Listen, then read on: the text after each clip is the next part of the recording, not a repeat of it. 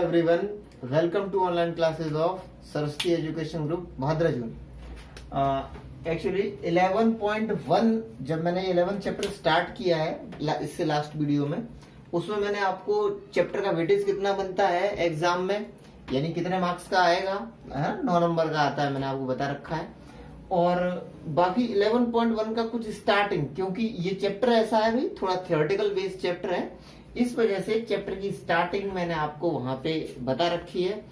और अब अपने चलते हैं, चूंकि क्वेश्चन 2 आने हैं, इससे 3 नंबर का एक आएगा, एक 6 नंबर का आएगा, तो भाई वो तो बड़े क्वेश्चन आएंगे, इसलिए मैं बड़े क्वेश्चन की तरफ चलता हूँ डायरेक्ट, क्योंकि वो छोटे जो क्वेश्चन हैं वो ज्यादा एग्जाम पॉइंट ऑफ व्यू से नहीं है, लेकिन भाई हाँ नॉलेज होनी चाहिए, इस वजह से वो मैंने बता रखे हैं। चलिए भाई स्टार्ट करते हैं अपने एक्सरसाइज नंबर 11.2 का क्वेश्चन नंबर फर्स्ट है। देखो एक्सरसाइज नंबर 11.2 जो है वो पूरी तरीके से बेस्ड है आपकी बीपीटी पे, यानी बेसिक प्रोपोर्शनलिटी थ्योरम पे, यानी कि आधारभूत समानुपातिक प्रमेय पे। अच्छा, एक तो रहेगी आपकी आधारभूत समानुपातिक प्रमेय और दूसरा रहेगा आपका आधारभूत समानुपातिक प्रमेय का विलोम। तो हम दोनों की ही यहाँ पे बात करेंगे। पहले बात करेंगे बीपीटी की, यानी कि बेसिक प्रोपोर्शनलिटी थ्योरम, यानी आधारभूत समानुपातिक प्रमेय। थेल्स की आधारभूत समानुपातिक प्रमेय नाम है, तो मैं वो लिखे दे रहा हूं पूरा। थेल्स की आधारभूत समानुपातिक प्रमेय, थेल्स की आधारभूत समानुपातिक प्रमेय।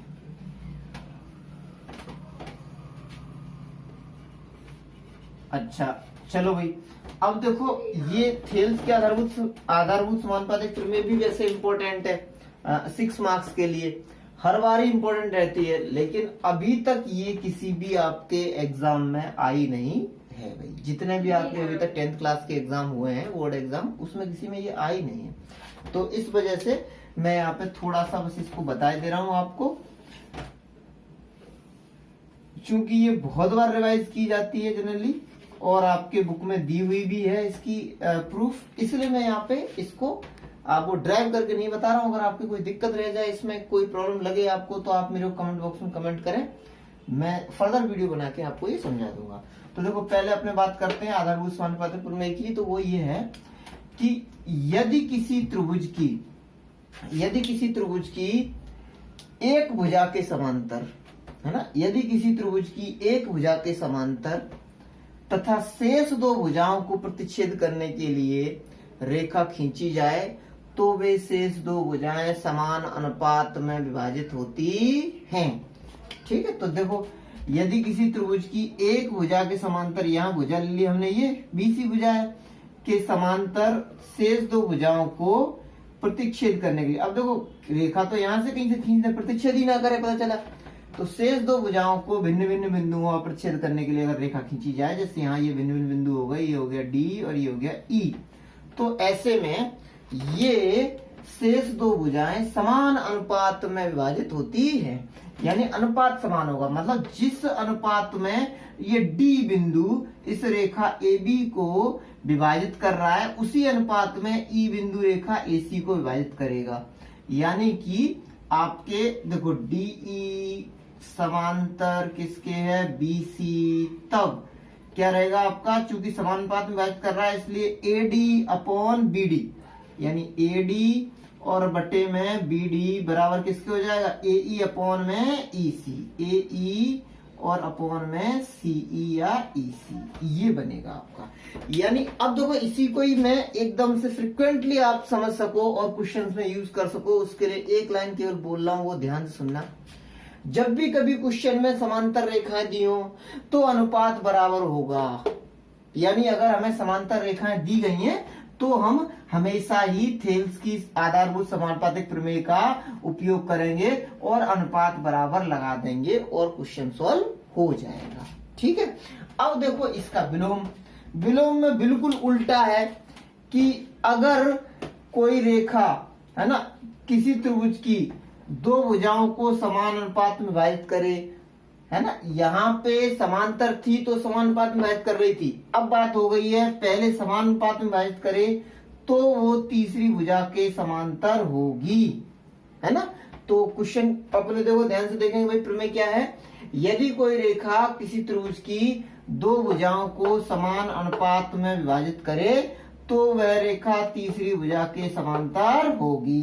तो यहाँ पे अपने देख रहे हैं समान अनुपात में विभाजित कर रही है ना, बिंदु डी है ये विभाजित कर रहा है, यानी एडी और अपॉन में क्या है बीडी बराबर किसके हो गया, एई अपॉन में ईसी, यानी एई बटे ईसी या सीई। ये अगर दिया हुआ है, ये अगर गिवन है तो ये रेखा जो डीई होगी, क्योंकि ये डी और ई पे विभाजित कर रही है ना, तो इनको मिलाने से रेखा बनी डीई, वो हमारी रेखा बीसी के समांतर हो जाएगी, यानी डीई होगी वो बीसी के पैरेलल होगी।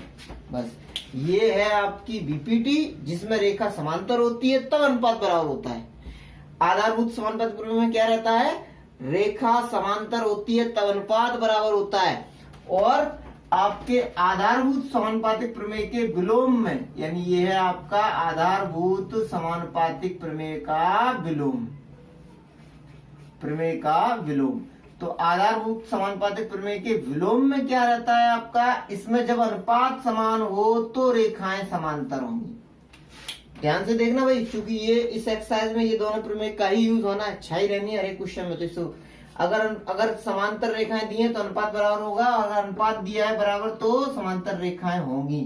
तो भाई जिस सवाल में समांतर रेखा हो वहां हम समझ जाएंगे कि समांतर रेखाएं दी होने से ही कौन सी प्रमेय यूज होगी, थेल्स की आधारभूत समानुपातिक प्रमेय, और जहां अनुपात बराबर दिया हो वहां थेल्स की आधारभूत समानुपातिक प्रमेय का विलोम यूज होगा। इसका आप चाहे तो स्क्रीनशॉट ले लो, मैं इसको नीचे रख के देता हूँ।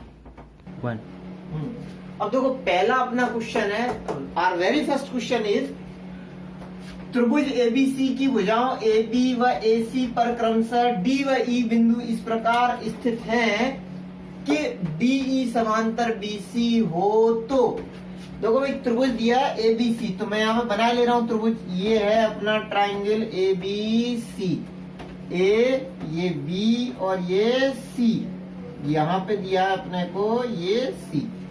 तो ABC में अपने देखेंगे क्या दिया है, त्रिभुज ABC की भुजाओं AB व AC पर दो बिंदु D और E इस प्रकार स्थित है। देखो यहाँ पे ये D स्थित है और यहाँ पे ये E है, ऐसे है ना, D और E इस प्रकार स्थित है कि DE समांतर BC हो। देखो ये जो रेखा है DE, ये क्या है आपकी BC के पैरेलल है, यानी कि समांतर है ना, DE समांतर। अब देखो यहाँ से ही हमें क्लियर हो रहा है ये कि जैसे ये रेखा समांतर दी गई है ना, तो बाकी जो सब क्वेश्चंस हैं, चूंकि पहले स्टार्ट पैरेलल से यानी समांतर से हो रहा है, इसका मतलब बीपीटी का यूज होगा, यानी आधारभूत समानुपातिक प्रमेय यूज में आएगी, क्योंकि रेखाएं समांतर दे दी गई हैं पहले ही। तो रेखाएं जहां समांतर दी गई हैं, इसका मतलब आधारभूत समानुपातिक प्रमेय यूज होगी, तब ये क्वेश्चन होंगे। और अगर ये अनुपात दिया होता तो हम समझ जाते कि आधारभूत समानुपातिक प्रमेय का विलोम यूज होगा, तब क्वेश्चन होगा। बस इन दोनों को ही अपने को यूज करना, ढंग से सीखना परिस्थिति के अनुसार। तो देखो पहले अपने देखेंगे, ये दिया हुआ है DE जो है वो समांतर BC है। आगे क्या है, यदि AD बराबर 6 सेंटीमीटर, A से लेकर D तक का हिस्सा कितना है 6 सेंटीमीटर है, ये पोर्शन 6 सेंटीमीटर है। आगे देखेंगे अपने DB बराबर 9 सेंटीमीटर, यहाँ से लेके यहाँ तक का DB कितना है 9 सेंटीमीटर है। तो इसके बाद क्या है आपका AE बराबर 8 सेंटीमीटर, ये कितना है 8 सेंटीमीटर है ये। आगे क्या है, तो AC का मान ज्ञात करो। हमें मान किसका ज्ञात करना है, AE दे दी AC, यहाँ से लेके यहाँ तक का पूरा वैल्यू ज्ञात करना है, यानी AC का मान कितना होगा वो। उसके लिए पहले अपन C निकाल लेंगे, फिर C के मान को किसमें AE में जोड़ देंगे तो पूरी AC आ जाएगी। तो उसके लिए अपन देखेंगे पार्ट फर्स्ट में, यहाँ पे दिया है चूंकि है ना त्रिभुज ABC में DE समांतर BC, इसलिए बीपीटी से यानी कि बेसिक आधारभूत समानुपातिक प्रमेय, आधारभूत समानुपातिक प्रमेय से बेसिक प्रोपोर्शनलिटी थ्योरम से क्या हो जाएगा आपका, चूंकि ये समांतर है तो ये जो रेखा समांतर है वो पहली भुजा को D पे काट रही है, यानी AD अपॉन BD, यानी AD बटे BD बराबर किसके हो जाएगा आगे AE अपॉन EC के, AE अपॉन EC। अब देखो AD कितना है 6 और upon BD is 9, this is equals to AE is 8 और EC फाइंड आउट करना है अपने को। तो ये हो गया। अब देखो ये कट रहे हैं ना 2 से, तो 2 3 6 और यहाँ पे ये 2 चौक 8, अब मल्टीप्लाई कर देंगे, क्रॉस मल्टीप्लाई 3 का 3 से ये कट गया, 3 3 9, अब ये ऊपर 1 रह गया, EC का मल्टीप्लाई 1 में हुआ तो EC इक्वल्स टू 4 3 12 सेंटीमीटर हो गया EC। लेकिन हमें निकालना तो AC है, तो इसलिए AC बराबर क्या आ जाएगा अपना, देखो इतना हिस्सा 12 है, ऊपर का 8 है, तो 12 प्लस 8 यानी 20 सेंटीमीटर। अब देखो इसके साथ ही अब मैं दूसरा क्वेश्चन ले रहा हूँ, इसको थोड़ा सा रब किए देता हूँ। हाँ जी, देखो सेकंड पार्ट है अपना। अब हमें पता है कि भाई सब में बीपीटी का यूज होना है। सेकंड पार्ट में क्या दिया हुआ है, AD upon DB equals to 4 upon 13। हमें अब अनुपात दे दिया गया डायरेक्ट, है ना। तो अपने को मालूम है कि भाई सारे क्वेश्चंस में, सभी क्वेश्चंस में चूंकि वो लगा हुआ है ना, इसलिए सभी क्वेश्चंस में हमें पता है कि ये समांतर रेखा होने पे बीपीटी का यूज होगा, यानी AD बटे BD बराबर, हर एक क्वेश्चन जैसे पिछले में लिखा था मैंने उसी तरीके से चलेगा इसमें भी। AD बटे BD बराबर किसके हो जाएगा, AE अपॉन EC के हो गया। अच्छा हमें देखो भाई इसमें दिया हुआ AD बटे BD या AD अपॉन DB कितना है, 4 बटे 13 है, तो ये मान लगा दिया मैंने 4 बटे 13 बराबर। अच्छा दूसरी तरफ अपने देखते हैं, यहाँ AC दे दिया है, सीधे सीधे पूरे वैल्यू दे दिया A से लेके C तक का, वो कितना है आपका 20.4, और हमसे पूछा है EC, यानी ये पूछा हुआ है हमारे से। तो अपने देखते हैं कि जो हमें नहीं चाहिए, EC हमारे को चाहिए, तो EC को छोड़ दो, ये लो EC का मान लगा दिया। हमें AE नहीं चाहिए, तो AE का मान लगाएंगे अपने, तो AE का वैल्यू क्या होगा, देखो पिछले चैप्टर में भी मैंने आपको बताया था, AE का वैल्यू निकालेंगे तो वो क्या हो जाएगा, AC माइनस EC। AE का वैल्यू आ जाएगा AC माइनस का EC। चलो भाई अब अपने देखते हैं, देखो 4 बटे 13 और इसके बाद AC का वैल्यू, AC का मान कितना दिया हुआ है, देखो भाई AC का मान अपने देखेंगे दूसरे क्वेश्चन में 20.4 है, तो मैंने यहाँ लिख दिया 20.4, और माइनस का ये हो गया EC और अपॉन में EC। मल्टीप्लाई कर दो तो 4EC, ये 4 का मल्टीप्लाई EC में हुआ तो 4EC, 13 का मल्टीप्लाई उधर होगा, तो अपने देखते हैं, देखो भाई 13 और मल्टीप्लाई किसमें होगा, पहले 20.4 में, और माइनस 13 का मल्टीप्लाई किसमें होगा, EC में, तो हो गया 13EC। इधर ले आएंगे अपने तो 4EC में 13EC जुड़ जाएंगे, और कितना हो गया भाई आपका 17EC बराबर हो गया 13 और इंटू 20.4। 17 को नीचे ले जाओ तो EC बराबर कितना हो जाएगा आपका 13 इंटू 20.4 बटे में 17। अब देखो भाई 17 से इसको काटते हैं, ऊपर वाले को 2 से 4 को, देखो 17 कट जाए, 17 एकम 17, और 17 के बाद कितने होते हैं 3, देखो ये कटा आपका 17 एकम 17, और उसके बाद 3 से हो गया 34, पॉइंट आ गया 17 दूनी 34, यानी आ गया। अब 12 और 13 का गुणा करेंगे अपने, तो देखो 12 दूनी 24, 12 तिया 36, 36 का 6 यहाँ से लगे 3, और देखो 12 तिया 36 के 6 यहाँ से लगे 3, उसके बाद 12 एकम 12 और 3 15, ये आ गया। और पॉइंट कहाँ आएगा, पॉइंट आएगा आपका 1 अंक के बाद, यानी 15.6 सेंटीमीटर हो गई अपनी लेंथ किसकी, EC की। इसी तरीके से अपने क्वेश्चन नंबर 3 देखेंगे, मैं ऐसे ही रब किए देता हूँ इसको, है ना। यहाँ तक आपको आ गया होगा, है ना, ढंग से देख लेना आप लोग, ठीक है। नेक्स्ट है इसी तरीके से बिल्कुल सेम मेथड है, बिल्कुल सेम मेथड है, वो ये है आपका 3rd में AD अपॉन DB बराबर कितना दिया हुआ है 7 बटे 4, तो हमें पता है वही लगेगा, AD अपॉन DB बराबर किसके हो जाएगा, AD upon DB AE upon EC, तो AE और बटे क्या है EC। तो अब देखेंगे AD अपॉन DB क्या हो गया 7 बटे 4 बराबर AE अपॉन EC। तो ध्यान दो भाई AE कितना है आपका 6.3 और अपॉन में है आपका EC, और हमें निकालना क्या है, हमारे को 3rd पार्ट में AC निकालना है। तो अपने क्या करेंगे, देखो AE दिया हुआ है, EC आ जाएगा, जोड़ देंगे पहले वाले पार्ट की तरह, तो AC का वैल्यू आ जाएगा। तो वही देखेंगे अपने 7 से ये कट गया आपका कितना 7 0.9 हो गया, यहाँ 1 मल्टीप्लाई कर दो तो EC इंटू 1 बराबर EC बराबर कितना हो गया 4 इंटू 0.9, 4 9 36 यानी 3.6 आ गया। इसलिए पूरा जो वैल्यू होगा आपका AC का वो किसके बराबर हो जाएगा, AE प्लस का, देखो AC का पूरा वैल्यू क्या होगा, AE प्लस का CE या EC। तो अपने देखते हैं AE कितना दिया हुआ है, AE 6.3 है, और ये अभी निकल के आया है वो कितना 3.6, यानी अपने ऐड करेंगे तो कितना आ जाएगा 9.9 सेंटीमीटर। चलो भाई नेक्स्ट देखते हैं क्वेश्चन नंबर 4। ये फोर्थ वाला भाई इंपॉर्टेंट है, बहुत ध्यान से देखना। 1 देखो भाई अपना फोर्थ है, वही लगेगा आपका एडी अपॉन यहाँ से लेके यहाँ तक का, देखो एडी अपॉन बीडी, यानी एडी बटे बीडी बराबर किसके हो जाएगा, ए बटे ईसी, ए अपॉन ईसी या सीई। तो देखो भाई एडी का मान कितना दिया है आपको, एडी का वैल्यू ये है 4x माइनस 3 और अपॉन बीडी का वैल्यू क्या 3x माइनस 1, और ये बराबर किसके है, ये है बराबर ए अपॉन ईसी के, तो ए है 8x माइनस 7 अपॉन ईसी क्या दिया हुआ है, सीई है 5x माइनस 3। मल्टीप्लाई करेंगे अपन हमेशा की तरह, तो इन दोनों का इसका मल्टीप्लाई इसमें, इसका मल्टीप्लाई इसमें, तो देखो क्या बनेगा आपका 4x माइनस 3 का मल्टीप्लाई करेंगे 5x माइनस 3 में, और इसका इधर होगा तो देखो ये भी ब्रैकेट है, ये भी ब्रैकेट है, तो मल्टीप्लाई होगा तो क्या करेंगे, ऐसे ऐसे लिख देंगे। पहले है ये 3x माइनस 1 और दूसरा ब्रैकेट है आपका 8x माइनस 7, करो मल्टीप्लाई, इसका इससे मल्टीप्लाई होगा तो पहले चिन्हों का गुणा होता है, लेकिन चिन्ह तो प्लस ही प्लस है, यहाँ पे तो प्लस ही हो जाएगा। फिर संख्याओं का होता है तो 5 चौके 20, उसके बाद होता है किसका, अक्षरों का, तो अक्षर क्या x, तो x से गुणा x स्क्वायर।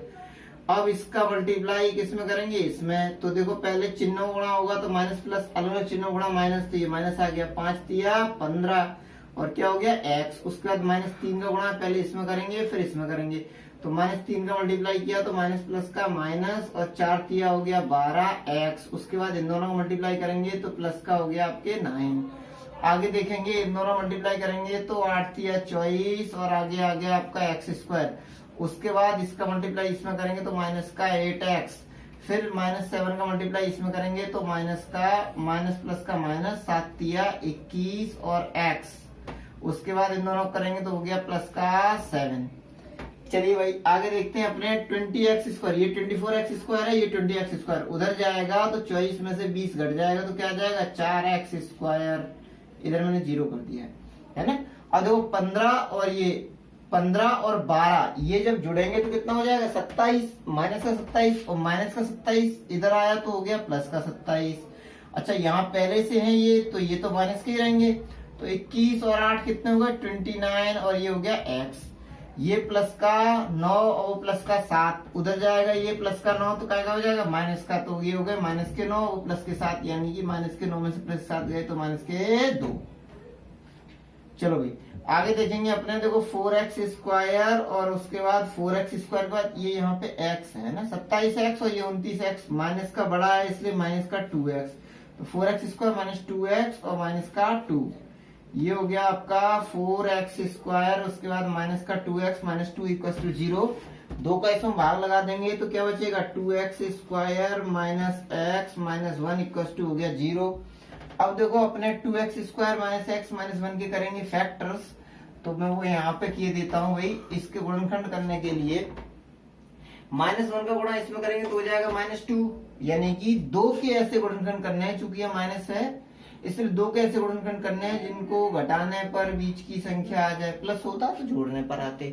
ठीक, तो अपने देखते हैं, देखो 2 के ऐसे फैक्टर्स क्या होंगे 2 इंटू 2, 2 एकम 2 और 2 में से 1 गया तो 1 आ गया और 1 ही हमें चाहिए था, तो इसलिए हम बीच वाले को तोड़ देंगे, ये हो जाएगा आपका 2x square minus 2x plus का x माइनस 1 इक्वल टू 0। इन दोनों में से कॉमन ले लो तो 2x कॉमन आ गया, यहाँ से बचा x माइनस 1, यहाँ से प्लस का 1 तो यहाँ से बचा x माइनस 1 इक्वल टू 0, ये आ गया आपका x माइनस 1, तो पहले वाले टर्म से बचा 2x, आगे प्लस 1 इक्वल टू हो गया 0। यदि x माइनस 1 इक्वल टू 0 तो x बराबर क्या हो जाएगा आपका 1, और दूसरा अपने देखेंगे यदि 2x प्लस 1 बराबर हो गया आपका 0 तो 2x बराबर आ जाएगा माइनस 1, तो x बराबर माइनस 1 अपॉन 2, तो एक वैल्यू तो ये हो गया अपना और दूसरा वैल्यू हो गया ये, यही दोनों मान हैं है ना, जिनके आप लोगों को मान निकालने थे, जिसका हमने मान निकालने की बीपीटी का यूज किया है। मैं सेकंड क्वेश्चन ले रहा हूँ एक्सरसाइज का, इसको थोड़ा रब किए देता हूँ। हाँ जी, देखो भाई पिछले क्वेश्चन में मैंने आपको बताया था कि जहां भी रेखाएं समांतर दी गई हो वहां पे हमारे को बीपीटी यूज करनी है, यानी कि आधारभूत समानुपातिक में, और जहां अनुपात दिया गया हो वहां यूज करना है बीपीटी का कन्वर्स यानी कि बीपीटी का विलोम यानी आधारभूत समानुपातिक प्रमेय का विलोम। तो अपने देखते हैं, देखो सबसे पहले हमें रेखाएं समांतर कहाँ दी हुई है, ये दी हुई है LM समांतर AB। पहले हम क्वेश्चन पूरा पढ़ते हैं, थोड़ा आपको समझा दे रहा हूं। दी गई आकृति में OA, OB और OC पर क्रमशः L, M तथा N बिंदु इस प्रकार स्थित हैं कि LM समांतर AB तथा MN समांतर BC है, तो दर्शाइए LN समांतर AC है, ये बताना है अपने को।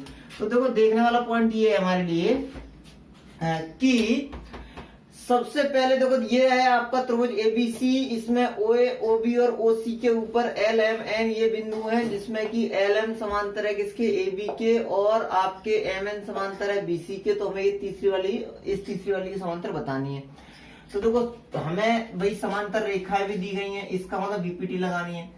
लेकिन हमें ये देखना है सबसे पहले इसमें कि भाई जो समांतर रेखाएं दी हैं वो किस त्रिभुज में पड़ रही हैं, ताकि उसी त्रिभुज में आधारभूत समानुपातिक प्रमेय अप्लाई की जा सके, लगाई जा सके। तो अपने देखते हैं कि भाई देखो ये दोनों जो अपनी रेखाएं हैं वो पड़ रही हैं त्रिभुज में। देखो साफ साफ दिख रहा है भाई LM है, ये इस L बिंदु इस भुजा के ऊपर है, इस रेखा के ऊपर है, M बिंदु इस रेखा के ऊपर है, और ये दोनों रेखाएं इस त्रिभुज की भुजाएं हैं यानी कि OAB की। तो मैं वही लिखने जा रहा हूं इसमें, त्रिभुज OAB में चूंकि क्या है आपका LM, ये LM समांतर AB, इसलिए बीपीटी से क्या हो जाएगा आपका भाई, चूंकि रेखाएं समांतर हैं तो समान अनुपात बनेगा। अनुपात समान क्या बनेगा, AL अनुपात LO है ना, या OL। तो AL अनुपात LO बराबर किसके हो गया, यहाँ M किस में काट रहा है, BM अनुपात MO। BM और BM का रेशो किसके साथ में होगा आपका, MO के साथ। ये हो गया इक्वेशन नंबर फर्स्ट। इसके बाद दूसरा हमारे को देखना है, जैसे हमने ये ले लिया वैसे ही दूसरी, पहले ये समांतर रेखा हो गई, दूसरी समांतर रेखा है किस किस में, MN और BC। तो देखना हमारे को MN और BC, ये किसमें, OBC में। पहले मैं आपको बता चुका हूं तो आपको पता चल गया होगा भाई OBC में। तो इसलिए त्रिभुज OBC में क्या है, MN समांतर किसके, आपके BC। तो बीपीटी से, इसलिए बीपीटी से क्या आ जाएगा आपका, देखो BM समांतर MO, चूंकि यहाँ पे है ना ये MN है, इसलिए M किस में काट रही है, BM समांतर अपॉन MO बराबर किसको हो जाएगा, CN अनुपात यानी CN और अपॉन में NO। ये रहा, ये हो गया इक्वेशन नंबर सेकंड। अब देखो फर्स्ट और सेकंड में दोनों में हम देख रहे हैं कि ये वाला पार्ट सेम है, यानी जब एक पक्ष समान होता है किन्हीं दो समीकरणों में दूसरा पक्ष अपने आप समान होगा, इसलिए समीकरण 1 व 2 से। तो ये हो गया आपका समीकरण 1 व 2 से। अब देखो समीकरण 1 व 2 से क्या आएगा आपका, ये पक्ष बराबर है तो ये वाला पक्ष बराबर हो जाएगा, यानी AL अपॉन LO बराबर किसके हो गया आपका, CN और अपॉन में NO। अब देखो अब समझने वाला पॉइंट है, हमने भाई जो रेखाएं समांतर दी गई थी उनका यूज कर लिया, और यूज करके हमारे को ये जो मिल रहा है ना, ये हमें रेशियो मिल रहा है, यानी कि अनुपात मिल रहा है हमें ये। तो जब समांतर रेखाएं थी उनका यूज करके जब समांतर रेखाएं थी तो हमने क्या लगाया, आधारभूत समानुपातिक प्रमेय, और उनसे हमें अनुपात मिला है। जब हमें अनुपात मिल गया है तो अब हम यूज करेंगे, चूंकि अनुपात मिल रहा है ना, पहले समांतर रेखा मिल रही थी तब हमने यूज किया था आधारभूत समानुपातिक प्रमेय, लेकिन हमें अनुपात मिल रहा है तो हम आधारभूत समानुपातिक प्रमेय के विलोम का उपयोग करेंगे।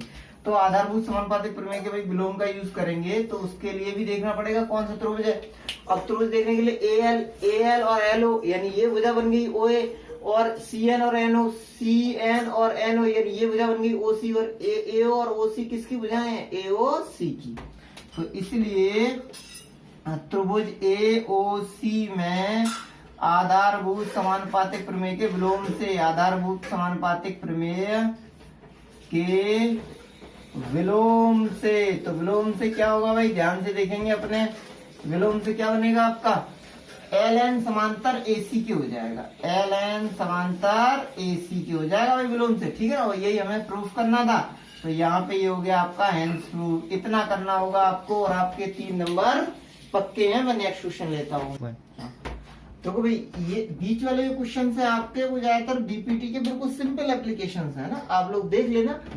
कुछ क्वेश्चन ही इस टाइप के हैं कि भाई वो एग्जाम पॉइंट ऑफ व्यू से नहीं है। तो मैं ये 6th क्वेश्चन जो कि इम्पोर्टेंट है, इसको मैं देखो इम्पोर्टेंट लगा रहा हूँ, है ना, मोस्ट इम्पोर्टेंट। ये अच्छा प्रश्न है, बहुत ध्यान से देखेंगे इसको। अभी नहीं मतलब देखो ये दिया है आपको, दी गई आकृति में यदि डीई समांतर ईएफ, सॉरी, दी गई आकृति में यदि ईएफ समांतर डीसी, देखो ईएफ है ये डीसी के समांतर है, तो ईएफ समांतर डीसी समांतर एबी, यानी ये तीनों आपस में समांतर है, ये दिया हो तो सिद्ध करो ये।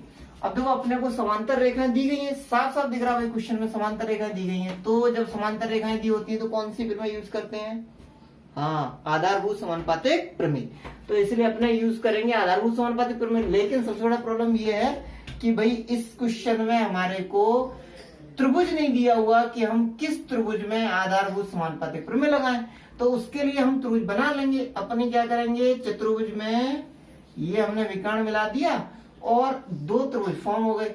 वैसे भी अपने देखते हैं कि भाई चतुर्भुज का कोई भी क्वेश्चन होता है तो आप लोग 9th क्लास से ही करते आए हो कि चतुर्भुज का अगर कोई भी क्वेश्चन होगा तो उसमें हम लोग उसको त्रिभुज में कन्वर्ट करके, त्रिभुज के क्वेश्चन में कन्वर्ट करके ही उसको सॉल्व करते थे। तो यहाँ भी अपन ने क्या किया, एक विकर्ण खींच के चतुर्भुज को 2 त्रिभुजों में कन्वर्ट कर लिया और इस पॉइंट को कुछ भी मान लो, जी मान लो सपोज।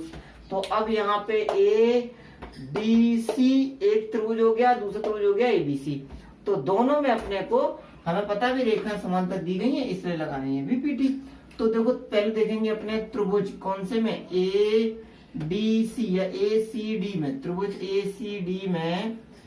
और ए सी डी में क्या है, ये वाला जो पोर्शन है ये नीचे वाले के समांतर है। क्यों दिया ना, पूरी रेखा समांतर होगी पूरे के, तो उसका पार्ट भी समांतर होगा, भाग भी तो समांतर होगा ना। ठीक, तो अपन देखते हैं त्रिभुज ए सी डी में ईजी है वो समांतर होगा किसके, डीसी के। ईजी है वो डीसी के समांतर बनेगा। अच्छा, जैसे ही ईजी डीसी के समांतर हुआ तो उसके बाद में आपके ये रेशो यानी ए और अपॉन में, देखो ए अपॉन में डीई बराबर किसके हो जाएगा, एजी अपॉन में सीजी, है ना। क्योंकि ये रेखा काट रही है ना, जहां पे काट रही है, देखो त्रिभुज था एसीडी और एसीडी में कहां पे कट रही है, कहां पे कट कर रही है लाइन, एडी को कट कर रही है ई पे, यानी एई, और इधर से दूसरा टुकड़ा हो गया, 2 टुकड़ों में कट किया ना इस पॉइंट ई ने भुजा एडी को, कौन कौन से में, एई में और डीई में। तो एई आ गया और डी आ गया। इसी तरीके से इसको कहां कट किया, जी पे, तो एजी आ गया, जीसी आ गया। तो ये हो गया आपका समीकरण नंबर 1। इसी तरीके से हम देखते हैं दूसरा वाला त्रिभुज कौन सा था, एबीसी में। तो त्रिभुज एबीसी में, अच्छा ये चूंकि समांतर है इसलिए किससे हुआ, इसलिए बीपीटी से, है ना। इसलिए ये बीपीटी जरूर लिखनी है आप लोगों को, इसलिए बीपीटी से ऐसा हो गया। इसी तरीके से त्रिभुज एबीसी में देखेंगे अपने, ध्यान देंगे। देखो इसमें क्या है, जीएफ समांतर किसके, एबी के। मैं जीएफ समांतर एबी, इसलिए बीपीटी से। तो देखो अपने जानबूझ के एक इन दोनों में से एक पार्ट को कॉमन लिखेंगे, क्योंकि एजी और अपॉन में सीजी, एक तो यही बन गया भाई, एजी अपॉन में सीजी। तो ये हो गया एजी, अपन ने जानबूझ के इसलिए ये किया ताकि एक हमें कॉमन मिल जाए। तो एजी अपॉन सीजी बराबर क्या हो गया, BF upon F C. BF और अपॉन में है आपका एफ सी, हो गया समीकरण नंबर दूसरा। अब देखेंगे अपने समीकरण 1 व 2 से। समीकरण 1 व 2 से, देखो समीकरण 1 व 2 से क्या हो जाएगा, ये वाला पोर्शन देखो अपन देखते हैं, ये वाला पार्ट समान है, दूसरा वाला पार्ट इक्वल हो जाएगा, यानी ए और अपॉन में क्या है आपका डीई बराबर किसके हो गया, ए अपॉन डीई बराबर हो गया B F upon F C के, इसके बराबर हो गया। तो देखो अब अपन देखते हैं, हमारे को यही सिद्ध करना था, ए अपॉन डीई या ईडी एक ही बात है ना। डीई रेखा में 2 बिंदु बनते हैं, जैसे एक पॉइंट है ए और दूसरा अंत बिंदु है बी, तो इसको ए भी बोल दो या बी बोल दो, एक ही बात होती है। तो इसलिए ए और अपॉन इसको अपन डीई को ईडी लिख सकते हैं, तो a upon ED equals to B F और अपॉन इसको एफ सी दिया हुआ है, तो ये एफ सी हो गया, हेंस प्रूफ। ठीक, चलिए भाई अब नेक्स्ट अपने इंपॉर्टेंट टफ क्वेश्चन लेते हैं। हाँ भाई देखो, नेक्स्ट क्वेश्चन है आपका क्वेश्चन नंबर 7। ये दिया है ABCD एक समांतर चतुर्भुज है। तो मैंने यहाँ बना लिया, देखो ABCD समांतर चतुर्भुज बना लिया, ये बना लिया मैंने एक समांतर चतुर्भुज। ये लो, समांतर चतुर्भुज में क्या होता है, हाँ समांतर चतुर्भुज में समभुजाएं समान होती है और समांतर होती है ना। और किसी भी कोण का 90 अंश का होना आवश्यक नहीं है। अगर हो जाते हैं 90 अंश के तो आयत हो जाएगा, वर्ग हो जाएगा, लेकिन रहेगा समांतर चतुर्भुज। कुल मिला के समभुजाएं समांतर और समान होती हैं। तो अपना देखते हैं, ABCD एक समान चतुर्भुज है जिसकी भुजा BC पर कोई बिंदु P स्थित है। BC पर बिंदु क्या है, P स्थित है। आगे क्या दिया, DP हम AB को आगे बढ़ाते हुए D से P को मिलाते हुए मैंने ये DP को आगे बढ़ा दिया, DP को, और यहाँ आगे बढ़ाया है किसको, AB को, ये AB को आगे बढ़ा दिया, ये लो, ये है ना। तो दोनों कहाँ मिलती हैं, L पर मिलते हैं। तो सिद्ध करो DP अपॉन PL। देखो BP ये point, this point is P, DP upon में क्या है DP और बट्टे में PL बराबर किसके है, DC अपॉन BL। तो देखो यहां साफ साफ दिख रहा है हमारे को। अब हमें अनुपात सिद्ध करना है। तो अगर हमें समांतर रेखाएं दी हो तब भी हम क्या करते थे, आधारभूत समानुपातिक प्रमेय लगाते थे और अनुपात सिद्ध करते थे, है ना। उससे भी अनुपात ही सिद्ध होता था आधारभूत समानुपातिक प्रमेय लगा के। यहाँ हमारे को इनडायरेक्ट वे में समांतर रेखा दी हुई है, अनुपात पूछा है। अरे पूछा हुआ अनुपात है यानी कि हमेशा आधारभूत समानुपातिक प्रमेय से ही आएगा, क्योंकि वहां अनुपात निकल के आता था, ध्यान होगा आपके। तो अनुपात पूछे होने के कारण अपन आधारभूत समानुपातिक प्रमेय लगाएंगे। अच्छा, आधारभूत समानुपातिक प्रमेय लगाने के लिए जरूरी बात ये होती है कि भाई त्रिभुज दिया हो और उसमें एक समांतर रेखा हो। तो यहाँ देखेंगे ना अपने, त्रिभुज एक ही ये दिया हुआ ALD त्रिभुज है जिसमें रेखा BP है वो AD के, भुजा AD के समांतर है। तो अपने यहाँ पे देखेंगे त्रिभुज कौन से में, ALD में, त्रिभुज ALD में चूंकि क्या है आपका BP समांतर है किसके, AD के, इसलिए BPT से क्या हो जाएगा आपका, ध्यान से देखेंगे अपन, AB अपॉन BL।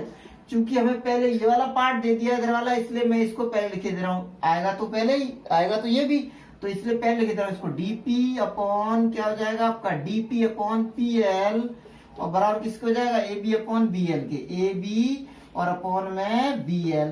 अब देखो AB है वो किसके बराबर, DC के। क्यों बराबर, क्योंकि मैंने अभी बताया था आपको समांतर चतुर्भुज ABCD तो समूह भुजाएं समान होंगी, है ना। तो इसलिए मैं AB की जगह पे DC लगा दे रहा हूं। तो ये हो गया आपका DP और अपॉन में PL और बराबर किसके हो गया, DC और DC के अपॉन में BL के। ये भाई अपना प्रूफ हो गया, यहाँ पे लिख दो। चूंकि DC बराबर किसके है आपका, DC बराबर है AB के, इसलिए ऐसा हो गया। ये पहला वाला प्रूफ होके आ गया, पहला पार्ट प्रूफ हो गया, DP upon PL, BP upon PL equals to DC upon BL के। चलो भाई नेक्स्ट देखेंगे अपन, पार्ट नंबर 2 है। देखो पार्ट नंबर 2 में क्या है, DL अपॉन DP। अब देखो बात किसकी हो रही है, DL की हो रही है, पूरे DL की, और फिर उसके बाद किसकी बात हो रही है, DP की। और ये बराबर किसके है, AL अपॉन DC के, यानी इसके। तो अपन देखते हैं, देखो हमने ये रेशो लिया था पहले ही, इसी को ही अपन आगे कैरी ऑन करेंगे। मैं वापस से एज इट इज लिखे ले रहा हूं। तो ये हो गया अपना DP अपॉन, अच्छा ये आया क्यों है, इसके लिए मैंने यहाँ पे लिख रखा है, BPT से आया है। तो DP अपॉन PL बराबर किसके हो गया आपका, AB अपॉन BL के, है ना। अब देखो देखने वाला पॉइंट ये है इसमें कि हमें दोनों तो चाहिए नहीं, DL अपॉन DP और AL अपॉन DC। हमारे को DP चाहिए, है ना। तो जो हमें चाहिए होता है उसको अपन नीचे रखते हैं, इसलिए इनको उल्टा कर लो, है ना। तो अपन देखते हैं, देखो जब कोई भिन्नों को जोड़ेंगे तो भिन्न में हर चेंज नहीं होता, जुड़ के अंश चेंज हो जाता है।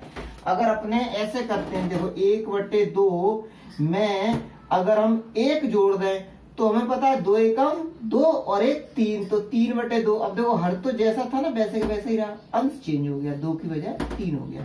तो इसलिए जिसको हमें चेंज करना होता है भिन्न में, उसको हम ऊपर रखते हैं और जिसको चेंज नहीं करना होता, एज इट इज रखना होता है, उसको नीचे रखते हैं। इसलिए इसको रेसिप्रोकल कर लो, उल्टा कर लो, तो ये PL ऊपर चला गया और DP नीचे आ गया। अब जब इसको उल्टा किया तो इसको भी उल्टा करना पड़ेगा, तो BL ऊपर चला गया और AB नीचे आ गया। अब हमें पता है हमारे को पूरा चाहिए ये पोर्शन यहाँ से लेके यहाँ तक का, वो कब आएगा जब AB में BL जुड़ेगा, यानी AB में BL जुड़ेगी, ये दोनों आपस में जुड़ेंगे।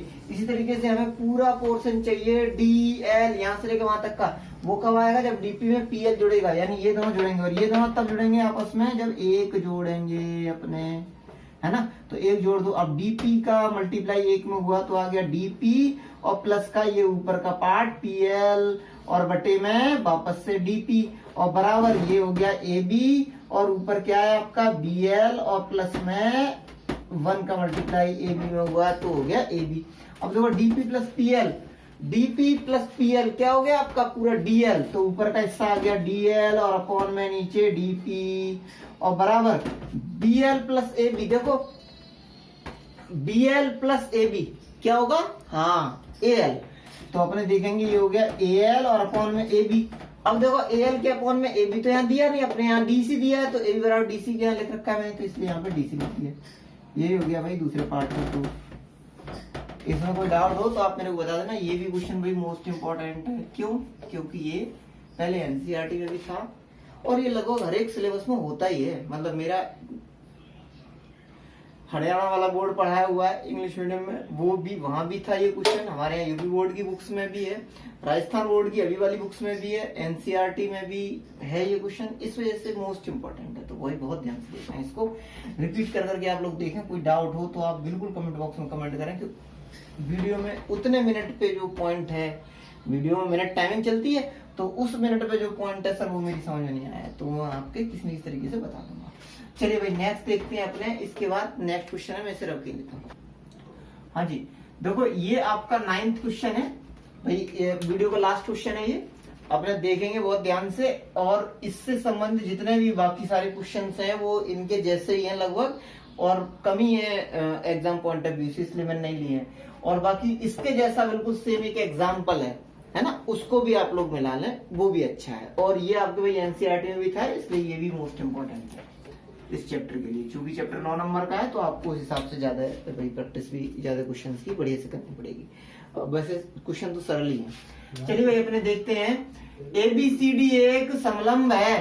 तो देखो ABCD समलंब है। समलंब ऐसा चतुर्भुज होता है जिसमें भुजाओं का एक पेयर समांतर रहता है, यानी कि भुजाओं का एक जोड़ा समांतर रहता है, दूसरा समांतर हो या ना हो उससे हमारे को कोई मतलब नहीं रहता, लेकिन एक पेयर भुजाओं का समांतर होना चाहिए। तो अपने देखते हैं यहाँ पे देखो ABCD एक समलंब है, तो ये हो गया ABC और ये D, ये एक समलंब हो गया। अब इसमें क्या है, AB समांतर DC की है, ये AB है, ये DC के समांतर है। इसके विकर्ण O पर प्रतिच्छेद करते हैं। देखो दोनों विकर्ण बना दिए मैंने। पहला विकर्ण हो गया अपना AC and our second diagonal is BD and they intersect at point O। पहला विकर्ण है AC, दूसरा विकर्ण है BD और दोनों कहां प्रतिच्छेद कर रहे हैं, बिंदु O पर। अच्छा आगे क्या है, दर्शाइए AO अपॉन BO। हमें क्या दिखाना है, AO बटे BO बराबर किसके, CO बटे DO के। तो देखो हमें अनुपात लेके आना, और अनुपात लेके आना है मतलब हमेशा ही आधारभूत समानुपातिक प्रमेय से ही आएगा अनुपात, ठीक है। तो यहाँ भी आधारभूत समानुपातिक प्रमेय लगाएंगे, लेकिन उसके लिए त्रिभुज चाहिए और समांतर रेखा चाहिए, ठीक। तो अपने देखते हैं, देखो त्रिभुज तो बहुत से बन गए भाई, इसमें त्रिभुज तो त्रिभुज ही त्रिभुज है चारों तरफ, ये है ना, ये है ना त्रिभुज ही है, लेकिन रेखा समांतर नहीं है। उस प्रॉब्लम के लिए अपन क्या करेंगे, रचना करेंगे भाई, रचना है ना, रचना करेंगे। रचना के लिए अपन क्या करेंगे, ये AB के समांतर O से जाने वाली एक रेखा खींच देंगे जो कि यहाँ पे O पर काटती है, यानी हमने एक रेखा OE खींची जो रेखा दी गई रेखा AB के समांतर है। चूंकि AB के समांतर है और AB के समांतर DC है, इसलिए ये तीनों आपस में समांतर हो गई, यानी रेखा जो OE है वो किस किस के समांतर हो गई, OE समांतर AB के भी हो गई और सबसीक्वेंटली CD के भी हो गई या DC के भी हो गई। चलो DC लिखे देते हैं, है ना, DC के भी हो गई। तो अपने देखते हैं इसमें कि देखो भाई पहले एक एक अपने त्रिभुज ले लेंगे, पहले इस त्रिभुज को ले लेते हैं, फिर इस त्रिभुज को ले लेते हैं, तो ये सारे आ जाएंगे AO BO CODO। ठीक है जी। चलो तो अपने देखते हैं सबसे पहले त्रिभुज। त्रिभुज कौन से में? ABC में, जिसमें कि ये रेखा आ रही है ना, अपने को वही त्रिभुज लेना है जिसमें ये समांतर रेखा आ रही है। तो त्रिभुज ABC में, त्रिभुज ABC में देखो क्या है भाई, OE समांतर किसके है? AB, इसलिए BPT से, इसलिए BPT से क्या हो जाएगा आपके AO अपॉन CO बराबर किसके हो गया? BE अपॉन EC के, है ना। अच्छा, इसको मान लो इक्वेशन नंबर फर्स्ट। इसी तरीके से अपने दूसरा देखते हैं त्रिभुज BCD में। तो दूसरा बनेगा आपका त्रिभुज BCD में, त्रिभुज BCD में क्या होगा आपका? OE वापस से समांतर किसके हो जाएगी? CD के, है ना। तो इसलिए BPT से क्या आएगा आपका? हाँ, BPT से क्या आएगा? देखो ये हमने कौन सा त्रिभुज लिया? हमने त्रिभुज लिया BCD। तो इसमें क्या आ गया? BO upon DO, BO upon में DO, और बराबर किसके हो गया? वापस से BE अपॉन EC के, है ना। ये हो गया इक्वेशन नंबर सेकंड। अब देखो मैं वही मार्कर चेंज कर देता हूँ, आप लोग अपना पूरा ध्यान यहाँ रखें, है ना। समीकरण 1 और 2 में अपने देख रहे हैं साफ साफ एक पक्ष बराबर है ना, ये पक्ष बराबर है दोनों। तो समीकरण 1 और 2 से चूंकि एक पक्ष बराबर होता है, दूसरा पक्ष अपने आप बराबर होता है, तो इसलिए समीकरण 1 और 2 से ये भी बराबर हो जाएंगे। समीकरण 1 व 2 से, समीकरण 1 व 2 से ये हो गया आपका AO अपॉन कितना आएगा आपका? CO बराबर किसके हो गया? BO upon DO। इनका वही अपन ने देखो, इनको अपन चेंज कर सकते हैं। CO को ऊपर लेके जाएंगे, दूसरे पक्ष में लेके जाएंगे, यहाँ भाग में गुणा में चला जाएगा। BO गुणा में है तो भाग में आ जाएगा। तो इन दोनों ने अपना प्लेस चेंज कर लिया, तो ये हो गया AO एज इट इज है, और BO यहाँ आ गया बराबर, CO ऊपर चला गया और DO ये है। And this is what we have to proof. यही है जो हमें प्रूफ करना था, है यही आंसर हो गया है। चलो भाई ठीक है, आप लोग प्रैक्टिस करें, है ना, ताकि हमारे प्रयास, है ना, इस स्थिति में भी मैं जो प्रयास कर रहा हूँ, आज पूरे दिन लगो मैंने ये ट्राई किया है, तब इस फॉर्मेट में आपके ये वीडियो में ला पाया हूँ। तो संस्था के ये प्रयास और मेरे पर्सनल प्रयास भाई कामयाब हो, इसके लिए आप थोड़ी मेहनत करें। जय माता।